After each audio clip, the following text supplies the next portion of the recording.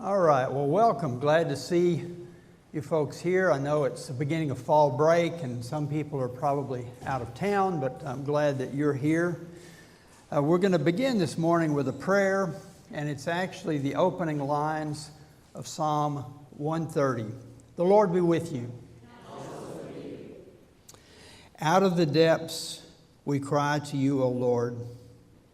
Lord, hear our voice. Let your ears be attentive to the voice of our supplications. Amen. Well, last week we gave sort of a general overview of the book of Psalms. We noticed that there were psalms from different writers, from different time periods and different situations.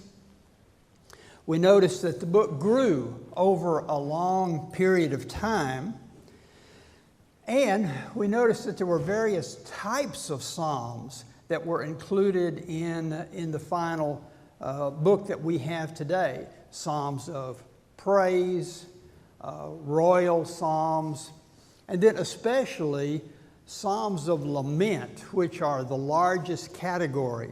And it's the laments that we're going to be focusing on in more detail today. In ancient Israel, the Psalms went through several centuries of editing and collecting. And as they went through that process, they sort of went through various screens and filters, filtered in part by the community itself, as psalms were used and reused and passed on from one generation to the next. The ones that touched people were the ones that remained, and the ones that finally were included in the book as we have it now. Why do you think so many laments made it through those filters? Well, I think it may be in part because that's where life often is. It's in those hard places. It's when we face difficulties.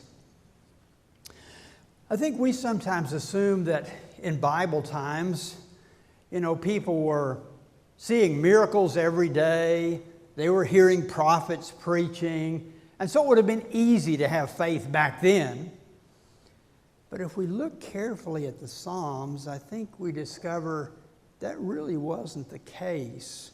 Even then, people faced difficulties. They faced hard times, and that's why the laments were so important.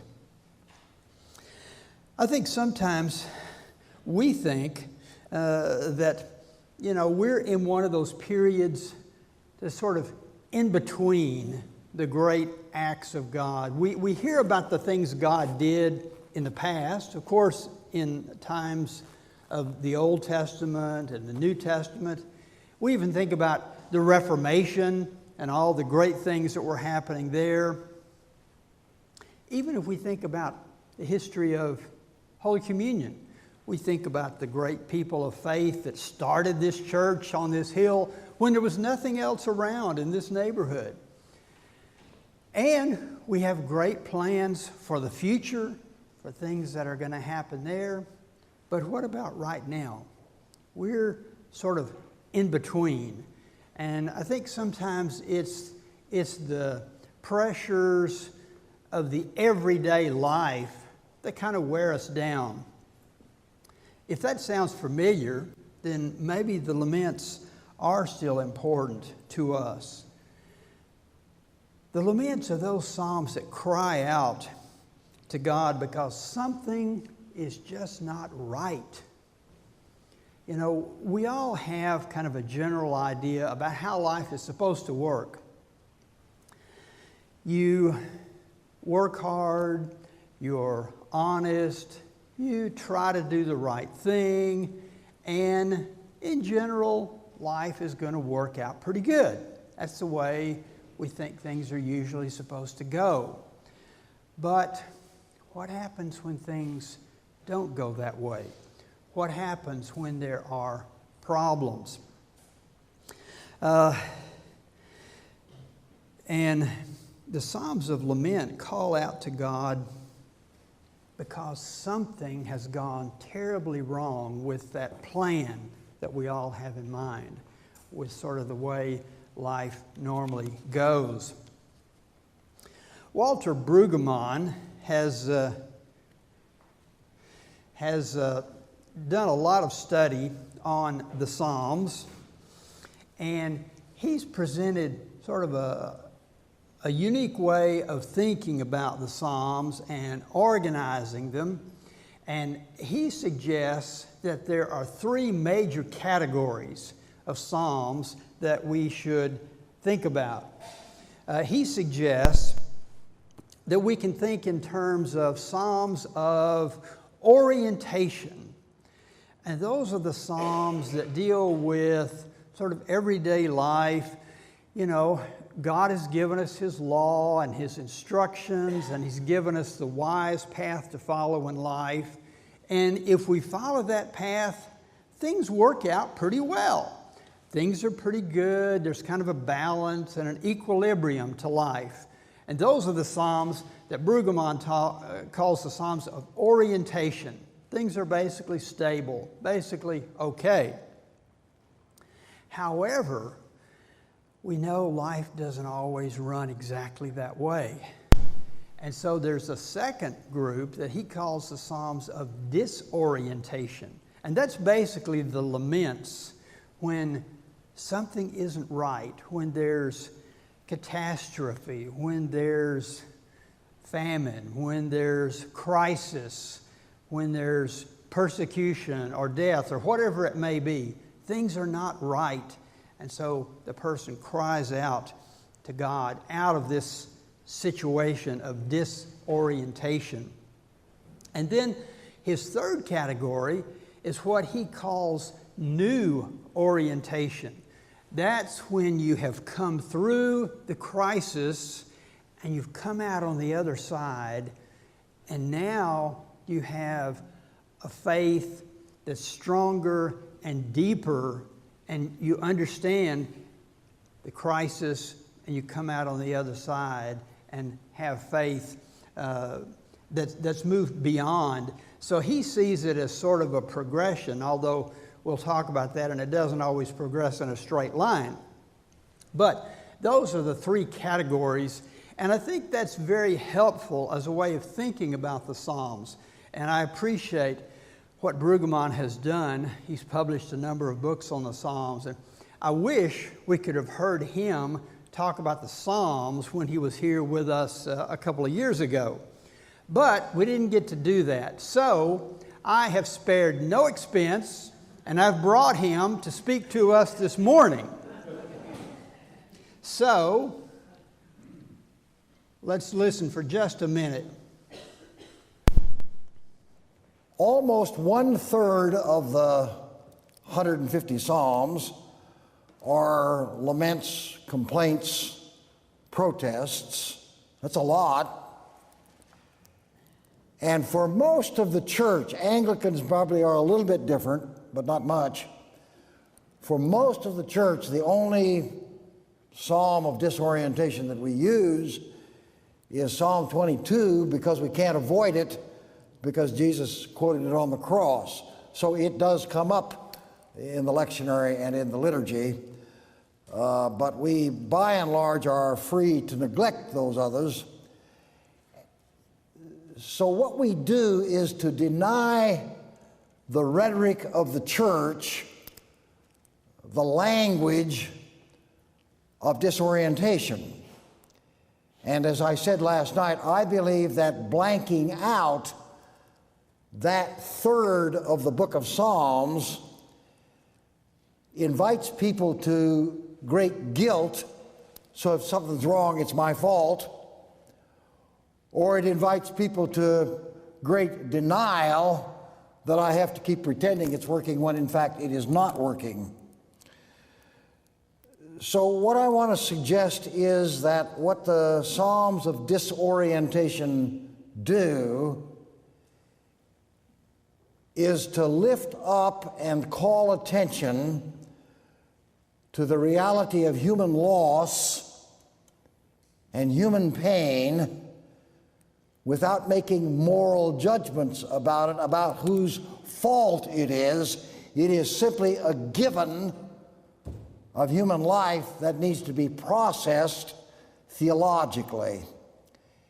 And these Psalms, it seems to me, are so important because they are models of the way in which ancient Israel and then the church learns to have faith in the midst of disorientation and pain and loss, and learns to worship and pray in the midst of disorientation and pain and loss.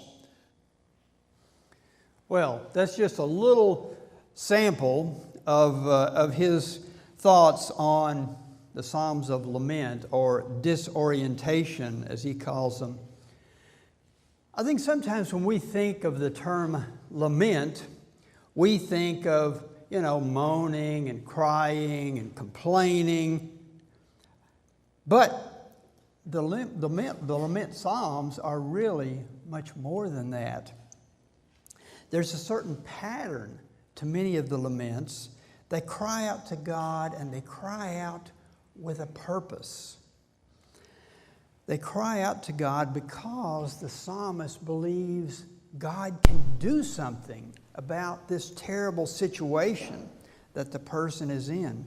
The laments call for God to act on their part.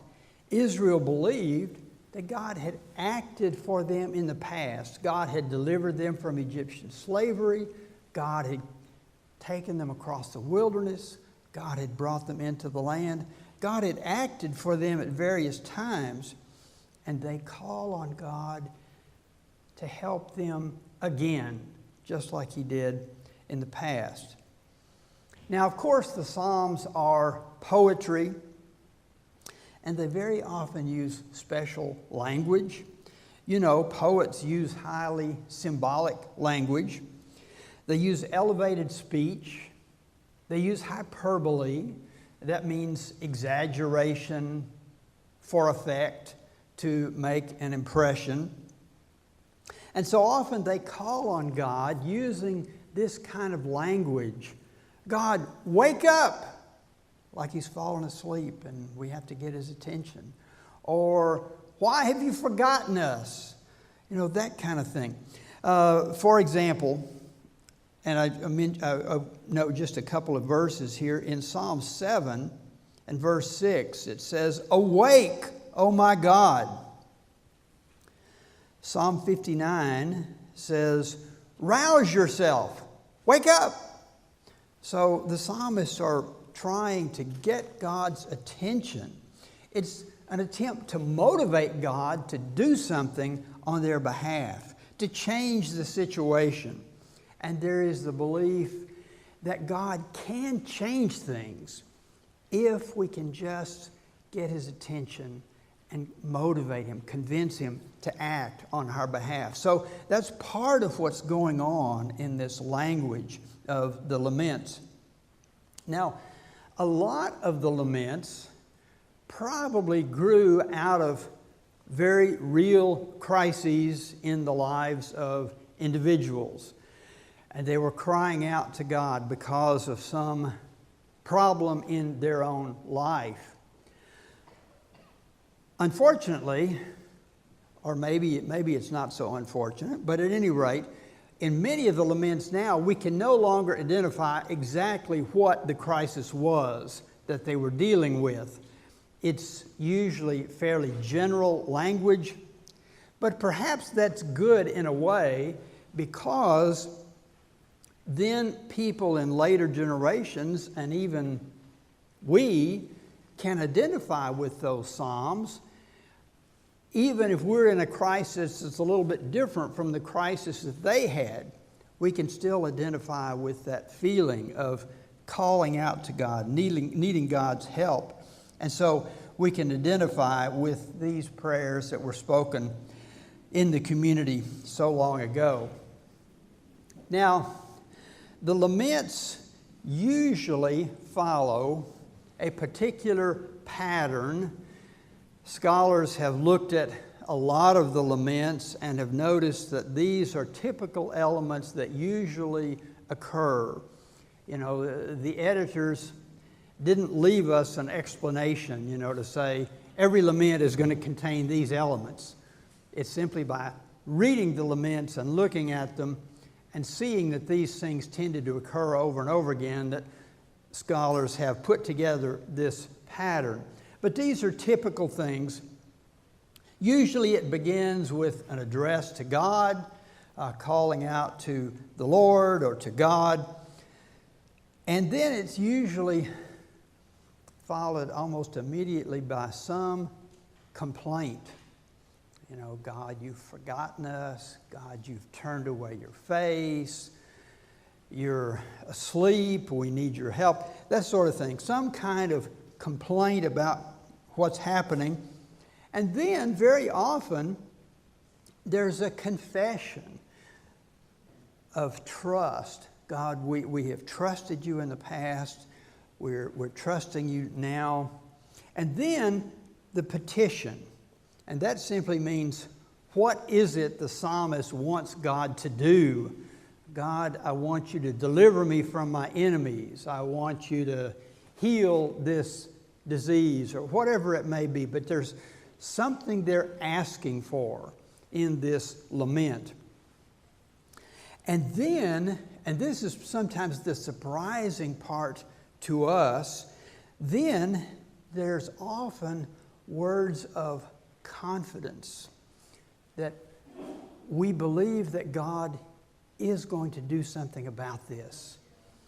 And, again, we think of laments as all crying and moaning, but the biblical laments usually turn to something positive, confidence that God is going to do something about this, and then ultimately praise to God, because either I'm praising God because I'm confident He is going to do something about it, or I'm praising God because I see that He's already doing something about this. He already is beginning to change things. So laments often have many of these characteristics. And I want to look at one in a little bit of detail just to sort of see how this works out in a particular psalm. So if you want to turn in a Bible nearby to Psalm 13, we're going to just sort of read through that together and talk about some of the things that we see going on in Psalm 13. And this is a pretty typical model for the laments. Notice Psalm 13 says, to the leader, or some might say to the choir master, a psalm of David. And it begins just like the little model that we saw. How long, O Lord, will you forget me forever? How long will you hide your face from me? How long must I bear pain in my soul and have sorrow in my heart all day long? How long shall my enemy be exalted over me? And then he asks God to do something. He says, consider and answer me, O Lord my God. Give light to my eyes, or I will sleep the sleep of death. If you don't help me, pretty soon I'm going to be gone. My enemy will say, I have prevailed, and my foes will rejoice because I'm shaken. And then look in verse 5. He says, but I trusted in your steadfast love. There's that basic nature of God, a God of steadfast love. He says, my heart shall rejoice in your salvation. So he trusts God. He's confident that God is going to do something about this. And he says, I will sing to the Lord because he has dealt bountifully with me. So there is that turn to the positive. But notice at the beginning, back in verse 1, he complains that God has forgotten about him. Does God really forget? No, that's that poetic language we were talking about earlier. It may seem like God forgets. He doesn't really, but it certainly may feel like that because we don't see any action. We don't see him doing anything. So it may feel like he forgets us sometimes. He says his enemy is exalted over him, but he asks God to remember him, not to let his enemy prevail. And then he expresses that trust, that confidence that God is going to do something, and he's praising God for that. Now, this is, I think, really interesting because this is a very short example of a lament. You can read this whole psalm aloud in about a minute. But how long did it take the psalmist to go from that feeling of abandonment that God had forgotten him at the beginning to that sense of trust and praise at the end? Did that take a week? A month? 6 months? Sometimes it takes a long time to move through that process and to come out on the other side with confidence in God.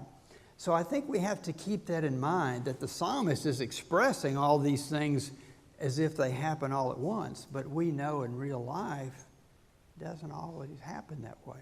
Sometimes it takes a long time to work through that process. And the process doesn't always move smoothly, does it? Sometimes we might think we've worked through this and we've come out on the other side and everything is okay. And then the next morning we wake up and we're back in the negative again. And so it takes us sometimes a while to get through this cycle and to finally, move on. So I think the Psalms sort of outline a process, but we know the process can take a long time and it can move back and forth. And it's interesting, the psalmist asks 4 times at the beginning of this psalm, he asks, "How long, O Lord? How long is this going to go on?" And when we're in the middle of some crisis, isn't that one of the things we want to know?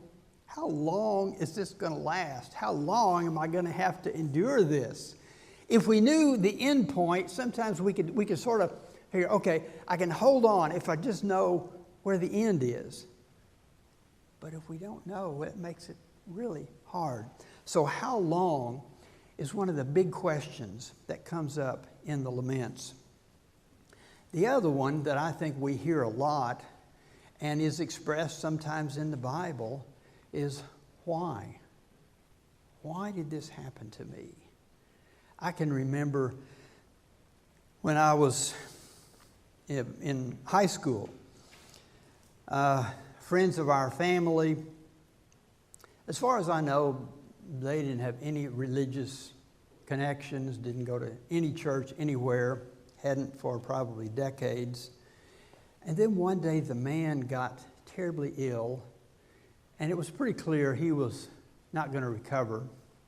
And I remember his wife sitting in our living room and asking, "Why is God doing this to me?"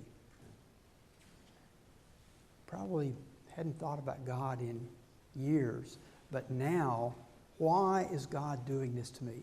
That's why. That's the other big question. How long and why?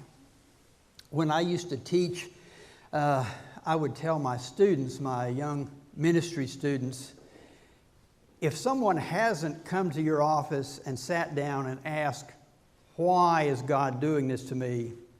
they will. So you better think about that. And that's what the Psalms are dealing with. How long and why? Why is this happening to me? Now, not every lament has all of these elements. In fact, there is one striking example that doesn't have the positive turn. It doesn't come out into the light at the end. And I think it's one that's worth taking a look at just because it is so different. And that is Psalm 88. So if you want to turn in your Bible to Psalm 88 for a minute, we're going to look at that and think a little bit about what's going on there. And this is one that people often talk about as being very dark and very heavy. But I think it's important to think about that as well. So, it has a rather extended heading. It says a psalm of the Korites, or the sons of Korah, probably temple singers, to the leader according to, and this may be a particular type of song that they were supposed to use. But let's skip over that and let's look at verse 1. The address to God, O Lord, God of my salvation, at night I cry out in your presence. Let my prayer come before you and incline your ear to my cry. So he's asking God to listen. He says, my soul is full of troubles. My life draws near to Sheol. Sheol is another name for the grave, death. He says, I'm close to death. I'm counted among those who go down to the pit, the grave. I'm like those who have no help, no source of help, no hope. Like those forsaken among the dead, like the slain that lie in the grave. Man, that's pretty heavy, isn't it? Pretty dark. Like those whom you remember no more. God, you've forgotten me. You don't remember me anymore. They're cut off from your hand. You've put me in the depths of the pit. Now he's pointing at God, saying, you did this to me. You put me in the pit, in the regions dark and deep. Your wrath lies heavy upon me, and you overwhelm me with all your waves. And then look at verse 8. You, again, sort of pointing at God, you have caused my companions to shun me. You have made me a thing of horror to them. I'm shut in, so I can't escape. There's no place to hide. This section of the psalm sounds an awful lot like some of the language of the book of Job, where Job is crying out to God and saying, why have you done this to me? That's a story for another time. Maybe we can talk about Job some other time. But it sounds a lot like the language of Job right here. He says, do you work wonders for the dead? I think what he's hinting at there is, God, if you let me die, it's going to be too late to help. You don't do that, so you better help me before I'm gone. In verse 11, is your steadfast love declared in the grave? Verse 12, are your wonders known in darkness? Or your saving help in the land of forgetfulness? That's where the dead go. But he says, Lord, I cry out to you. And in verse 14, why? There's that big question. Why do you cast me off? Why do you hide your face from me?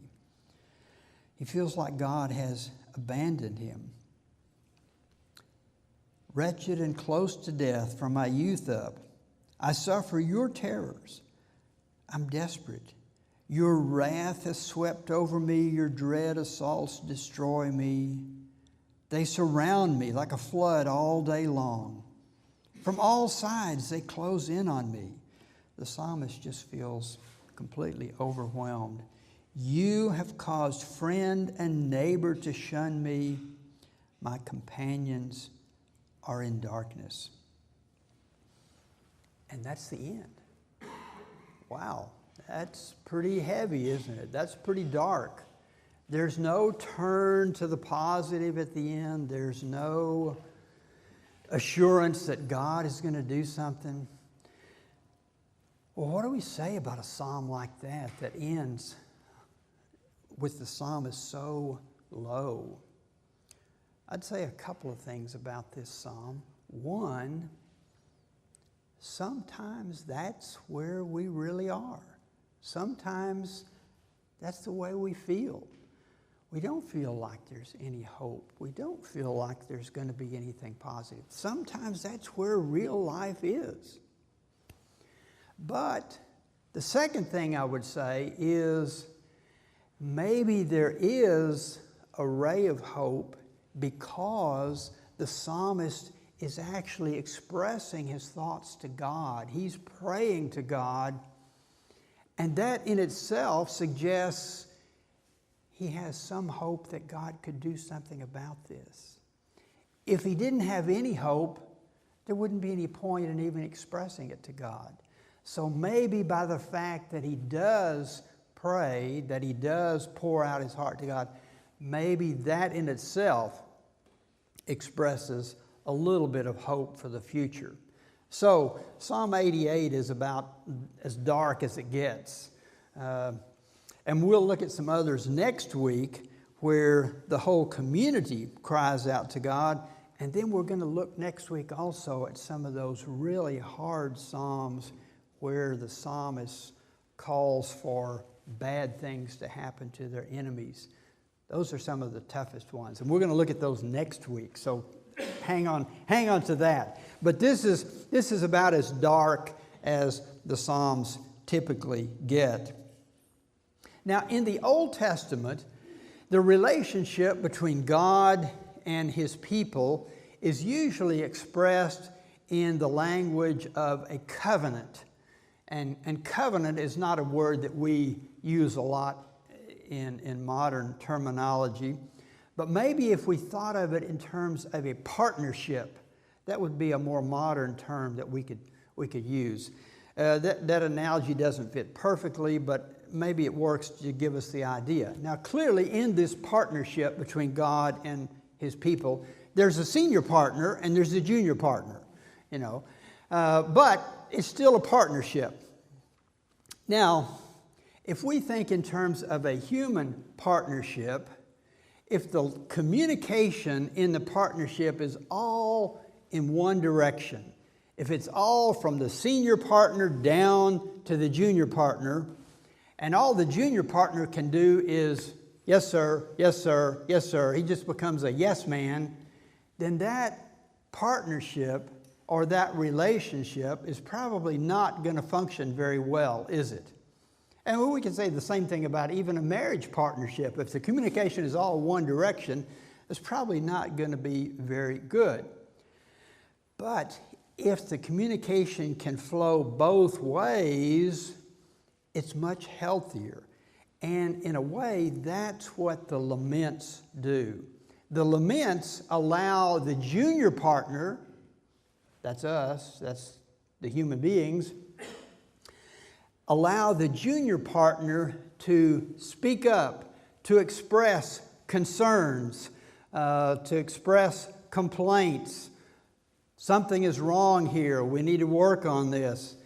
The laments are a way that, we get to express our concerns to God. And I think when we can do that and be open and honest, then the relationship can move to a deeper level. There are a lot of things that can cause crisis in our lives.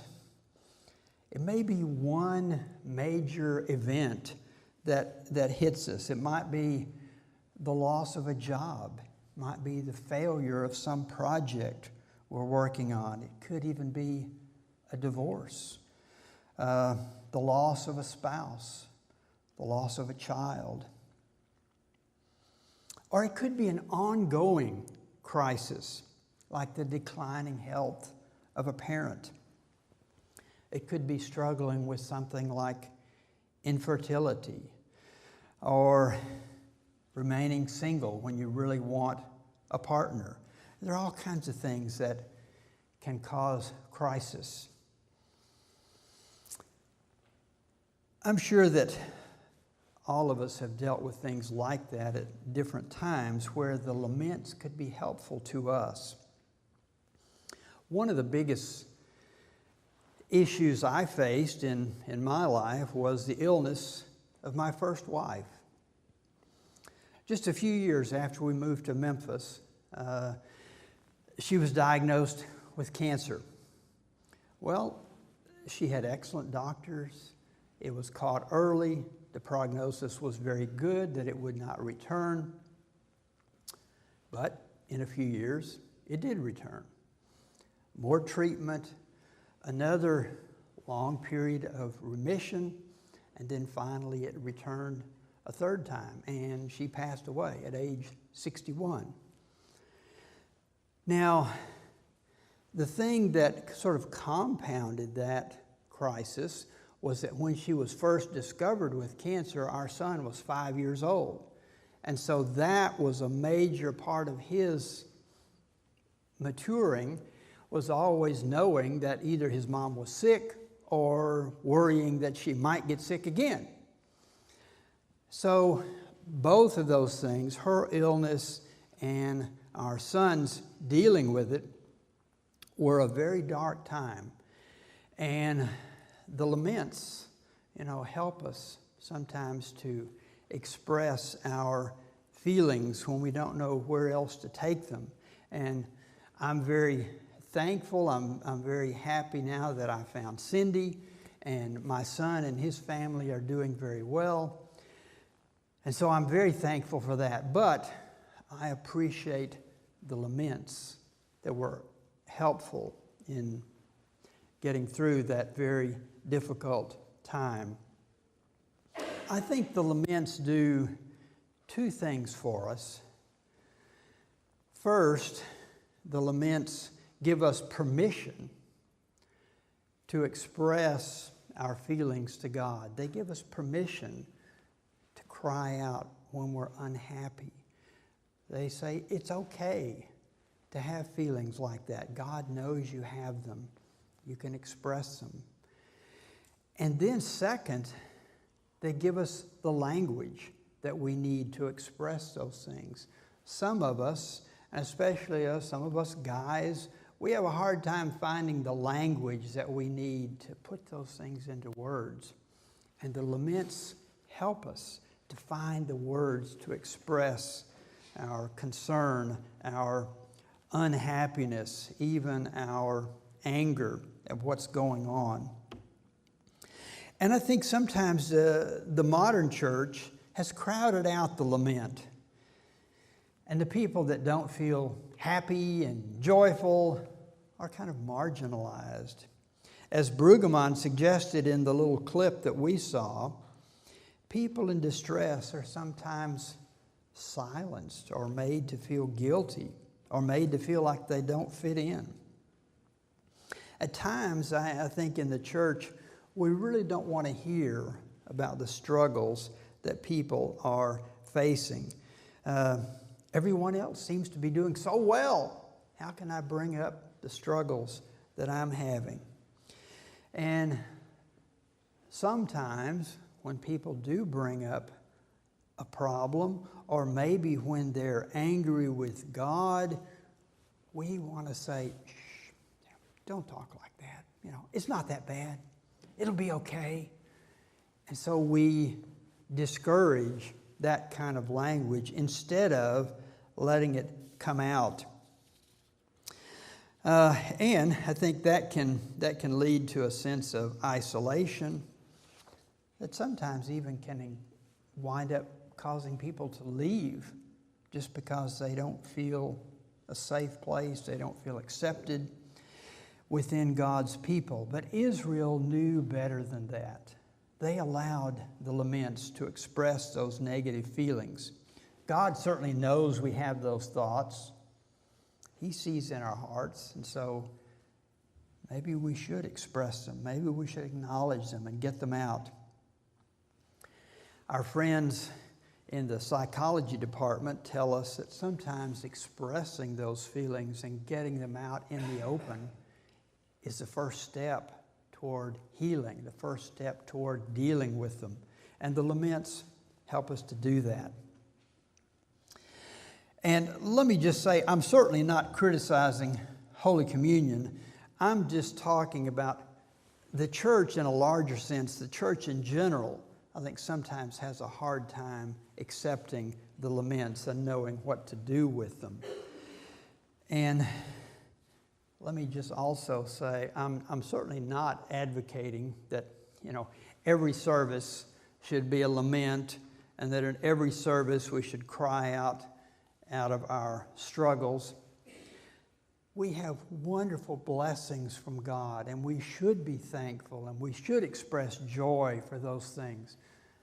But I'm just saying, we don't need to forget about the laments. There needs to be a place for those as well. And I think they can be helpful for us in times of crisis. Well, I have talked a lot this morning. Let me stop right here and see if you have thoughts about the laments, or maybe things we could do with those. Any observations about that?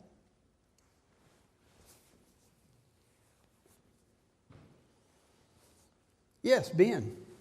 It just kind of struck me as you were talking about how the church can, and Dr. Rubin too, can somewhat choose kind of how they want to proceed with addressing the Psalms.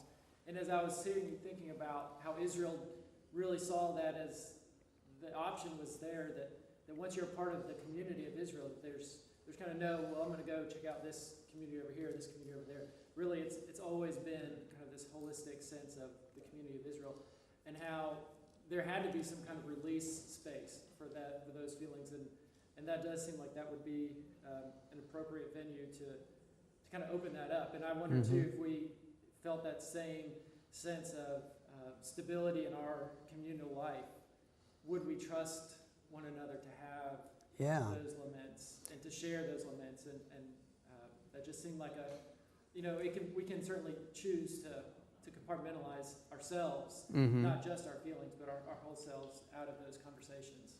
Yeah, but there's a real sense in which we should be all in this together, where we could share the positive as well as the negative and support each other. Yes, ma'am. I think it's very important to be able to do this, and I think the church sometimes as a whole does discourage that. She said there used to be a ministry called the Stephen Ministry that would, when people were having problems or having trouble, people would go and visit them and give them a space to talk about those things. So, yes. I think sometimes when... Well, there are lots and lots of other laments. I've just looked at a couple just to give you some examples.